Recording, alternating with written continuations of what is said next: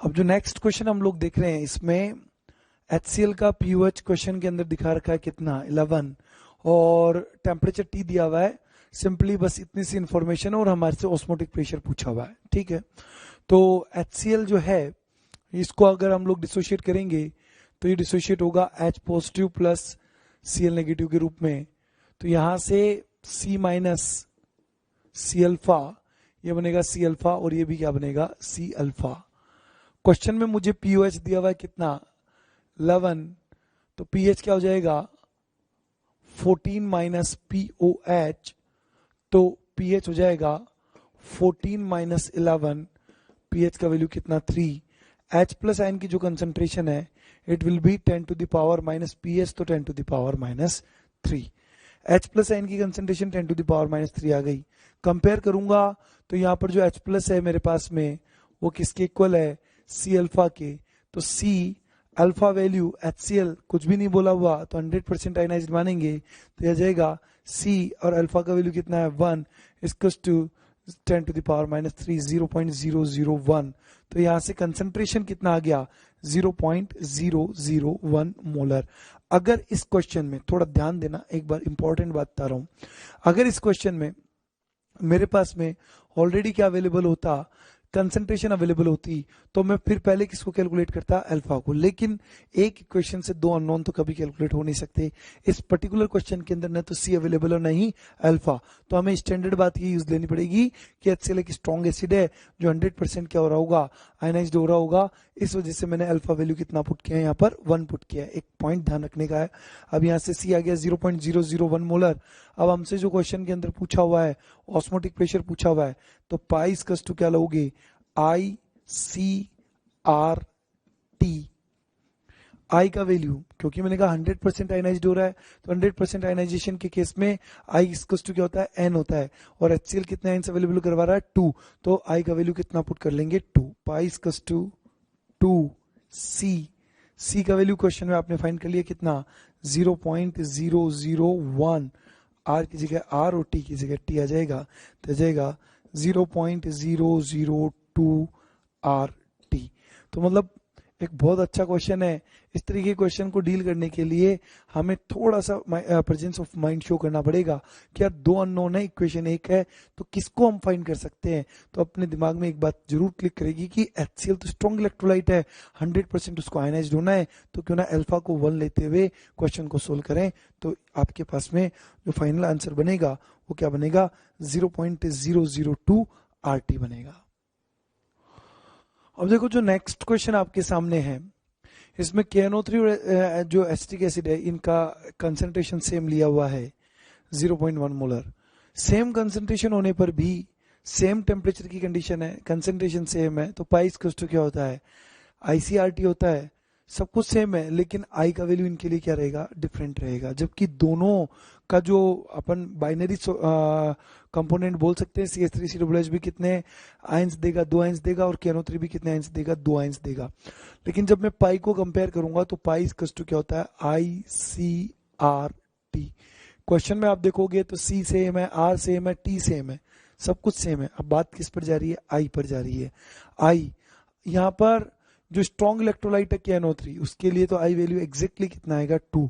Acetic acid CH3COOH है, वो बताओ स्ट्रॉन्ग है या वीक है, डेफिनेटली वीक एसिड है और वीक एसिड कभी भी 100% आयनाइज्ड नहीं होगा। जब कंपैरिजन की बात आएगी तो आपको ये पक्का मान करके चलना है कि जो इसके लिए I वैल्यू है वो 2 कभी भी नहीं हो पाएगा, वो 2 से हमेशा क्या रहेगा लेस रहेगा। क्यों रहेगा, क्योंकि ये CH3COOH कैसा है वीक एसिड है। तो कंपैरिजन जब भी करें तो यहाँ पर आप ये कहेंगे कि स्ट्रॉन्ग इलेक्ट्रोलाइट के लिए तो I का वैल्यू ज्यादा आ जाएगा और वीक इलेक्ट्रोलाइट के लिए I का वैल्यू क्या आ जाएगा कम आ जाएगा। तो जो ऑस्मोटिक प्रेशर है वो KNO3 का किसके कंपैरिजन में CH3COOH की कंपैरिजन में क्या हो जाएगा ज्यादा हो जाएगा। बच्चों कंसेप्ट ध्यान रखना, दोनों बाइनरी इलेक्ट्रोलाइट है, दोनों की कंसंट्रेशन सेम है, टेम्परेचर सेम लिया हुआ है, फिर भी ऑस्मोटिक प्रेशर डिफरेंट आ रहा है। इसका रीजन क्या है कि बाइनरी तो दोनों है लेकिन एक क्या है स्ट्रॉन्ग इलेक्ट्रोलाइट है 100% आयनाइज्ड होगा तो I का वैल्यू कितना आ जाएगा 2, और दूसरा क्या वीक इलेक्ट्रोलाइट है तो I का वैल्यू 2 से क्या रहेगा कम रह जाएगा। कंपैरिजन करोगे तो जो I है उसका वैल्यू कम होने की वजह से ऑस्मोटिक प्रेशर भी वीक इलेक्ट्रोलाइट के लिए क्या हो जाएगा कम हो जाएगा। अब जो नेक्स्ट क्वेश्चन है ये आपके सामने एक बहुत ही नन्हा क्वेश्चन है लेकिन बहुत शानदार क्वेश्चन है। देखना, इसमें भी एक कंसेप्ट सीखोगे आप लोग। मरकरी आयोडाइड का रिएक्शन दिखा रखा किसके साथ में? पोटेशियम आयोडाइड के साथ में। तो मरकरी आयोडाइड की जब पोटेशियम आयोडाइड के साथ में रिएक्शन करवाएंगे तो रिएक्शन जो बनेगी इसके अंदर वो बन जाएगी HgI2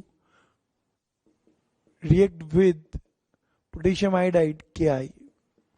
पोटेशियम आयोडाइड से रिएक्शन होगी तो इस रिएक्शन का जो प्रोडक्ट बनेगा वो बनेगा K2HgI4। नेस्टलर रिएजेंट बोलते हैं इसको। तो यहां पर K2HgI4 आपका फॉर्मेशन हो रहा है। ये एक कॉम्प्लेक्स फॉर्मेशन की रिएक्शन है।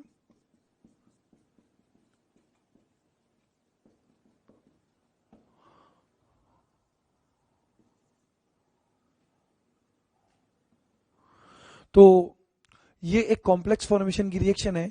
या आप देख सकते हो कि जो बिफोर कॉम्प्लेक्स फॉर्मेशन यहाँ पर आपके पास में Hg का एक आयन और 2 आयन किसके मिलते हैं? आयोडाइड के। तो 3 आयन तो यहाँ से मिल जाते और Ki में एक एक 2 आयन ये मिलते तो 2 2 4 4 और 3 7 आयन टोटल मिल रहे थे। 3 आयन तो ये अवेलेबल करवा रहा था और 4 आयन ये अवेलेबल करवा रहा था। टोटल आयन कितने हो गए? 7। लेकिन जब कॉम्प्लेक्स का फॉर्मेशन हुआ तो 2 आयन्स तो ये मिलेंगे और 1 आयन ये वाला मिलेगा। तो टोटल आयन्स कितने मिले अपने को? 3 आयन मिले। 7 आयन से अब कितने आयन्स मिल रहे हैं? 3 आयन्स मिल रहे हैं। तो नंबर ऑफ आयन्स बोलो इंक्रीज हो रहे हैं डिक्रीज हो रहे हैं? डेफिनेटली डिक्रीज हो रहे हैं। अगर नंबर ऑफ आयन्स डिक्रीज हो रहे हैं तो उस सिचुएशन में कोलिगेटिव प्रॉपर्टी भी क्या होगी? डिक्रीज होगी। अब अपने पास में फ्रीजिंग पॉइंट को कंपैरिजन करने की बात है तो फ्रीजिंग पॉइंट की कोलिगेटिव प्रॉपर्टी क्या है? Depression in freezing point. तो जो जैसे ही नंबर ऑफ आयन्स डिक्रीज हो रहे हैं तो डिप्रेशन इन फ्रीजिंग पॉइंट क्या हो जाएगा? वो भी डिक्रीज हो जाएगा। मतलब फ्रीजिंग पॉइंट क्या हो जाएगा? कम में फ्रीजिंग पॉइंट में डिप्रेशन क्या हो जाएगा? कम हो जाएगा। और फ्रीजिंग पॉइंट में डिप्रेशन होना भी क्या होना? कुल मिलाकर के फ्रीजिंग पॉइंट को बढ़ाने का एक बहाना है। तो यहाँ पर फ्रीजिंग पॉइंट जो है वो क्या हो जाएगा? इंक्रीज हो जाएगा। यही क्वेश्चन अगर वेपर प्रेशर का पूछा होता तो मैं कहता relative lowering in vapour pressure क्या हो रहा है? कम हो रहा है। तो वेपर प्रेशर क्या हो रहा है? बढ़ रहा है। यही क्वेश्चन अगर बॉइलिंग पॉइंट का पूछा होता तो बॉइलिंग पॉइंट में एलिवेशन होता है, इसका मतलब अब एलिवेशन क्या हो गया? कम हो गया। इसका मतलब बॉइलिंग पॉइंट भी क्या हो गया? कम हो गया। यही क्वेश्चन अगर ऑस्मोटिक प्रेशर का पूछा होता तो क्या बोलते? इसका मतलब ऑस्मोटिक प्रेशर अब क्या हो रहा है? कम हो रहा है। तो बच्चों मैंने चारों क्वेश्चन को, चारों जो कोलिगेटिव प्रॉपर्टीज है उनको इस एक क्वेश्चन के थ्रू आपके सामने रखा है। बहुत ही इंपॉर्टेंट क्वेश्चन है। अच्छी तरीके से इस वैरायटी को आप तैयार कर लें, जिसमें जब भी कॉम्प्लेक्स फॉर्मेशन की आपसे बात की जाए तो कॉम्प्लेक्स फॉर्मेशन की रिएक्शन के लिए आपको बोलना है कि नंबर ऑफ आयन्स क्या होते हैं? कम होते हैं। और नंबर ऑफ आयन्स कम होंगे तो बाकी जो बात है अभी अभी मैंने आपको एक्सप्लेन किया है।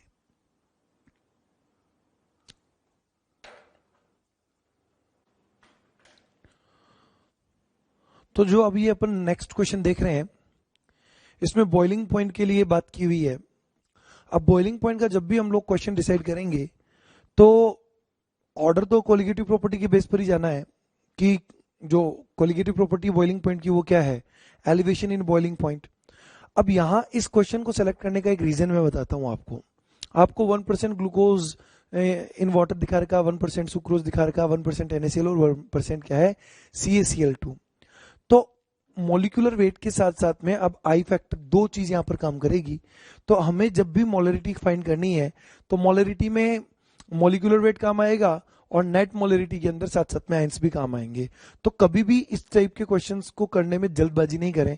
आप सबसे पहले ये देख लें कि मॉलिक्यूलर वेट किसका कम आ रहा है और आई फैक्टर किसका ज्यादा आ रहा है, और ओवरऑल रिजल्ट आने के बाद में आप इस पर्टिकुलर रिजल्ट पर पहुंचना कि मुझे किसका बॉइलिंग पॉइंट सबसे ज्यादा बोलना है। तो यहां पर अपन देखते हैं 1% ग्लूकोज है सोल्यूशन, तो इसकी मोलरिटी क्या हो जाएगी? 1/180, 100 और ऊपर आ जाएगा 1000।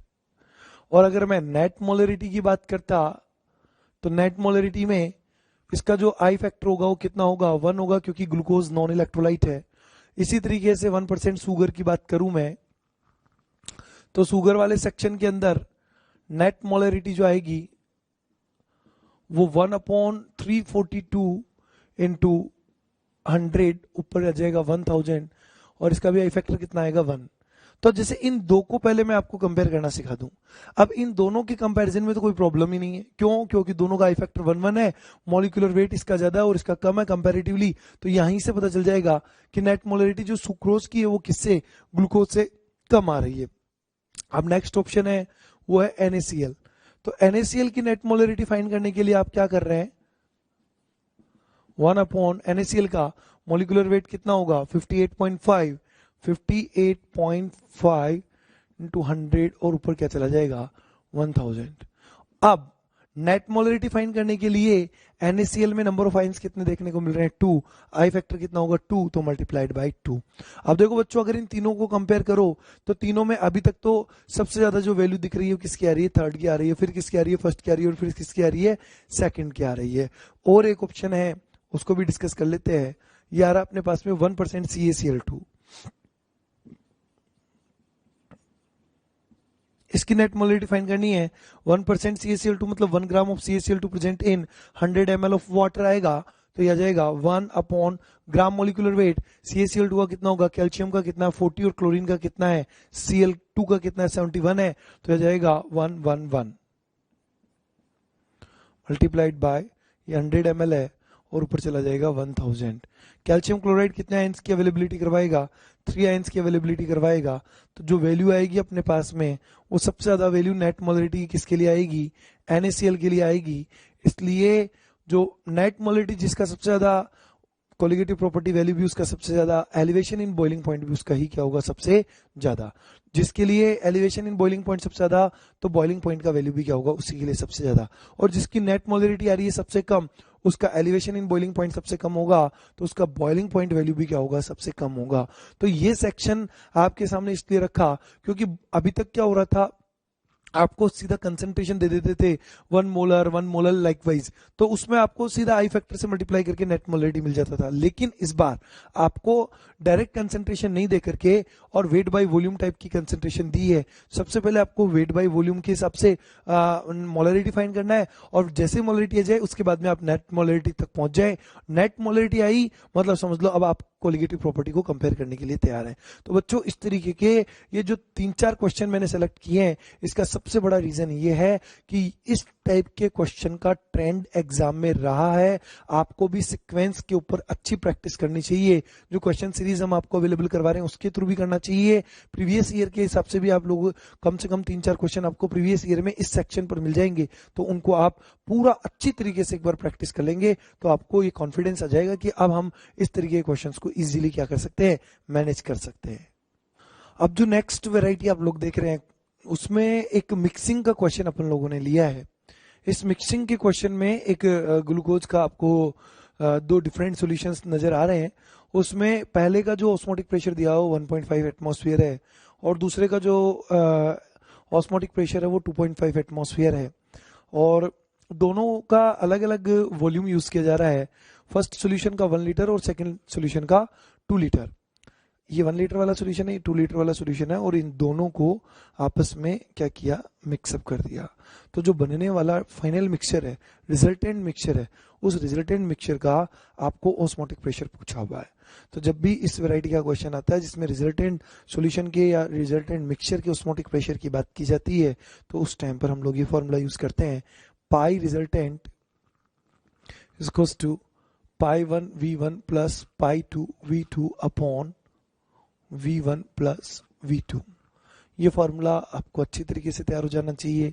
अब मेरे पास में सारी वैल्यूज अवेलेबल है, 1 बाय 1 करके मैं इसको यूज करूंगा, तो पाई रिजल्टेंट आ जाएगा। पाई 1 कितना दिया हुआ था 1.5 एटमॉस्फेयर, और V1 वॉल्यूम कितना दिया हुआ था 1 लीटर, पाई 2 दिया हुआ है 2.5, इसका वॉल्यूम कितना है 2 लीटर, और यह आ जाएगा 1 प्लस 2। तो कैलकुलेट करेंगे इसको, यह आ जाएगा 1.5 और यह आ जाएगा 5 अपॉन में कितना आ जाएगा 3, तो 6.5 बाई 3 एटमॉस्फेयर, ये हमारा फाइनल आंसर बन जाएगा। तो कुल मिलाकर के बच्चों ये जो रेंज थी क्वेश्चन की colligative property, abnormal behaviour of colligative property पर, उसमें ऑलमोस्ट मैंने सारे क्वेश्चंस को कवर अप किया है। अब आप एक बार अच्छी तरीके से और इनके ऊपर प्रैक्टिस करें। कोलिगेटिव प्रॉपर्टी सबसे इंपॉर्टेंट सेक्शन है जिसका हमारे को ध्यान रखना है, ठीक है। हेलो स्टूडेंट्स, आज हम लोग बात करने जा रहे हैं रेडॉक्स रिएक्शन की। तो जो रेडॉक्स का चैप्टर हम लोग शुरू करें इससे पहले हम लोग ये देख लें कि एक तो एग्जाम के पॉइंट ऑफ व्यू से एक क्वेश्चन कम से कम इसके अंदर पूछा जाता रहा है इस चैप्टर से। रेडॉक्स वर्ड जो है ये दो वर्ड से मिलकर के बना हुआ है, रेड प्लस ऑक्स। या रेड प्लस ऑक्स का मतलब बिल्कुल भी लाल बेल नहीं है। यहाँ रेड का मतलब हो जाएगा रिडक्शन और ऑक्स का मतलब क्या हो जाएगा, ऑक्सीडेशन। यानी कि रिडक्शन एंड ऑक्सीडेशन दो वर्ड्स ऐसे हैं जिनसे मिलकर के क्या बना हुआ है, रेडॉक्स बना हुआ है। तो अगर अपन इसको डिफाइन करना चाहें तो किस तरीके से डिफाइन करेंगे कि जो केमिकल रिएक्शन जिसमें रिडक्शन एंड ऑक्सीडेशन दोनों प्रोसेस साथ साथ में होते हैं, इस तरीके की रिएक्शन को क्या कहा जाता है, रेडॉक्स रिएक्शन कहा जाता है। अब इसमें रिडक्शन एंड ऑक्सीडेशन दोनों की आप चाहो तो अलग अलग एक बार डेफिनेशन समझ सकते हो। क्लासिकल कॉन्सेप्ट के पॉइंट ऑफ व्यू से अगर मैं बात करूं तो जो रिडक्शन प्रोसेस है इसमें क्या होता था, हाइड्रोजन को लेना, ऑक्सीजन को देना, इस तरीके की बातें चला करती थी। मोर इलेक्ट्रोपॉजिटिव एलिमेंट का आना, इलेक्ट्रोनेगेटिव एलिमेंट का बाहर जाना।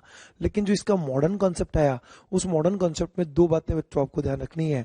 पहली बात तो ये कि रिडक्शन का मतलब क्या होगा, इलेक्ट्रॉन को लेना या फिर ऑक्सीडेशन नंबर को क्या करना, कम करना। और ऑक्सीडेशन नंबर का मतलब, ऑक्सीडेशन प्रोसेस का मतलब क्या हुआ, इलेक्ट्रॉन को गिव अप करना, इलेक्ट्रॉन को बाहर देना और इलेक्ट्रॉन और ऑक्सीडेशन नंबर को क्या करना, इंक्रीज करना। तो हम पूरा जो चैप्टर डील करेंगे इसमें मॉडर्न कॉन्सेप्ट के बेस पर चलेंगे, जिसे अपन इलेक्ट्रॉन थ्योरी के नाम से भी जानते हैं। बस एक बात दिमाग के अंदर रखो, रिडक्शन का मतलब ऑक्सीडेशन नंबर को कम करना और ऑक्सीडेशन नंबर का मतलब ऑक्सीडेशन नंबर को क्या कर लेना, बढ़ा लेना। ठीक है, तो स्टार्ट करते हैं। एक पहला क्वेश्चन अपन ले रहे हैं यहाँ पर, वो ले रहे हैं HNC में कार्बन का ऑक्सीडेशन नंबर क्या होगा। यहाँ पर ऑक्सीडेशन नंबर से रिलेटेड क्वेश्चन का अब हम लोगों ने शुरुआत किया है। तो मैं इस तरीके के क्वेश्चंस आपके सामने रखूंगा जिनमें एक एक क्वेश्चन भी आता चला जाएगा और क्वेश्चन के साथ साथ में मैं आपको उसके रूल्स भी समझाता चला जाऊंगा। तो मतलब क्वेश्चन तो हमारा हो ही रहा है और क्वेश्चन के साथ साथ में जो एक हमारा मोटो है वो ये है कि हम इसकी थ्योरी भी साथ साथ में सीखते चले जाएं। तो स्पेशली उन्हीं क्वेश्चंस का सिलेक्शन किया गया है जो एग्जाम में भी फ्रिक्वेंटली पूछे गए हैं और जिसके थ्रू हमारे चैप्टर की जो थ्योरी है वो भी काफी अच्छी तरीके से तैयार हो जाएगी। तो HNC को अब मैं एक्सप्लेन कर रहा हूँ। तो इसमें ऑक्सीडेशन नंबर के कुछ रूल्स भी कवर हो जाएंगे। जैसे HNC मॉलिक्यूल की मैं बात करूं तो HNC का स्ट्रक्चर इस तरीके से बनता है, H बॉन्ड NC, इसमें एक कोऑर्डिनेट बॉन्ड होता है। तो इस क्वेश्चन को लेने से मैं आपको दो बातें सिखा दूंगा, दो रूल सिखा दूंगा। एक तो कोवेलेंट बॉन्ड का रूल हो जाएगा और एक कोऑर्डिनेट बॉन्ड का रूल हो जाएगा। तो पहले कोवेलेंट बॉन्ड का रूल बता देता हूं। कोवेलेंट बॉन्ड जब भी कभी किन्हीं दो लाइक एटम्स के बीच में बने, लाइक एटम का मतलब सेम एटम्स के बीच में बने, तो दोनों के ऊपर ऑक्सीडेशन नंबर कोवेलेंट बॉन्ड की वजह से क्या आता है, 0 आता है। लेकिन अगर दो डिफरेंट एटम्स जिनकी इलेक्ट्रोनेगेटिविटी डिफरेंट है के बीच में कोवेलेंट बॉन्ड बनता है तो सिंगल बॉन्ड, डबल बॉन्ड और ट्रिपल बॉन्ड तीन पॉसिबिलिटी है। मोर इलेक्ट्रोनेगेटिव पर -1, -2, -3 और जो लेस इलेक्ट्रोनेगेटिव है उस पर +1, +2, +3 accordingly single bond, double bond and triple bond avoided किया जाता है। कोऑर्डिनेट बॉन्ड का भी रूल आपको मैं समझा देता हूं। कोऑर्डिनेट बॉन्ड के रूल के टाइम पर ये बात ध्यान रखना कि कोऑर्डिनेट बॉन्ड जो बनता है वो डोनर से किधर की तरफ बनता है, एक्सेप्टर की तरफ बनता है। ठीक है ना। अब जो डोनर एटम है उसकी इलेक्ट्रोनेगेटिविटी अगर एक्सेप्टर के कंपैरिजन में या तो क्या है, कम है या इक्वल है। दो बातें ध्यान देना, मतलब डोनर एटम की अगर इलेक्ट्रोनेगेटिविटी एक्सेप्टर के कंपैरिजन में या तो कम है या इक्वल है तो उस सिचुएशन में डोनर को कितना मिलेगा, +2 और एक्सेप्टर को कितना मिलेगा, -2। लेकिन अगर डोनर की इलेक्ट्रोनेगेटिविटी क्या है, एक्सेप्टर के कंपैरिजन में ज्यादा है तो उस सिचुएशन में कोऑर्डिनेट बॉन्ड की वजह से डोनर और एक्सेप्टर दोनों को क्या ऑक्सीडेशन नंबर अवॉइडेड करेंगे, 0। ठीक है, अब इस एग्जांपल को समझ लेते हैं। HNC स्ट्रक्चर आपके सामने है। यहां पर बोलो बच्चों फटाफट से, कौन सा रूल अप्लाई होगा, कोवेलेंट बॉन्ड रूल अप्लाई होगा, जिसमें हाइड्रोजन और नाइट्रोजन, हाइड्रोजन लेस इलेक्ट्रोनेगेटिव और नाइट्रोजन मोर इलेक्ट्रोनेगेटिव, और बॉन्ड कैसा है, सिंगल, इसलिए इसके ऊपर +1 और इसके ऊपर क्या जाएगा, -1। नाइट्रोजन और कार्बन की अगर मैं बात करूं तो नाइट्रोजन और कार्बन के बीच में डबल तो कोवेलेंट बॉन्ड है और सिंगल कोऑर्डिनेट बॉन्ड है। तो पहले कोवेलेंट बॉन्ड को अगर मैं सोल्व करूं तो नाइट्रोजन की इलेक्ट्रोनेगेटिविटी कार्बन के कंपैरिजन में क्या है, ज्यादा है, डबल बॉन्ड की वजह से -2 और इसके ऊपर क्या आएगा, +2। लेकिन अब एक तीसरा बॉन्ड और देखने को मिल रहा है, कौन सा, कोऑर्डिनेट बॉन्ड। कोऑर्डिनेट बॉन्ड ये डोनर है, ये एक्सेप्टर है, ध्यान से देख लो। नाइट्रोजन की इलेक्ट्रोनेगेटिविटी कार्बन के कंपैरिजन में क्या है, ज्यादा है, इसलिए नाइट्रोजन का जो ऑक्सीडेशन नंबर होगा वो भी क्या होगा 0, और कार्बन का जो होगा वो भी क्या होगा 0। ये कोऑर्डिनेट बॉन्ड का हिसाब बन गया। अब ये जब कंप्लीट हिसाब आपके सामने है तो ओवरऑल ऑक्सीडेशन नंबर अपन लिखना स्टार्ट कर दें। इसके ऊपर +1 रहेगा, ये -1 और -2 मिलकर के क्या हो जाएगा -3 हो जाएगा, और कार्बन का ऑक्सीडेशन नंबर +2 एंड 0 मिलकर क्या हो जाएगा +2 हो जाएगा। तो अपना आंसर क्या आ जाएगा +2 आ जाएगा।